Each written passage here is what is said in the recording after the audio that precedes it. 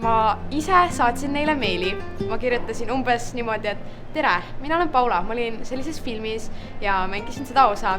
Ja kas te palun tahaksite mind oma saatesse kutsuda? Kindlasti peab olema sul enesekindlust, järjepidevust, kannatust, et ma tegin tegelikult YouTube'i inglise keeles 4 aastat ja ma sain kõigest 70 jälget endale. Siis ma proovisin eesti keeles, proovisin keelt vahetada ja keelevahetus tõi väga palju muutusi ja nüüd olen ma nii kaugele jõudnud ja avastanud ja õppinud palju.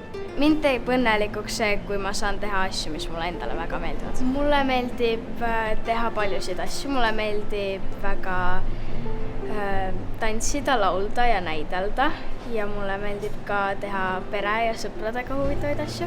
Näiteks kui me oleme mingi kahekesi kodus, siis me alati teeme mingi popcorni ja vaatame filmi ja nii. Kuna ma olen nii suur Eurovisiooni fänn, siis ma tahaksin kindlasti olla seal Marko Reikopi asemel Eurovisiooni kommentaator.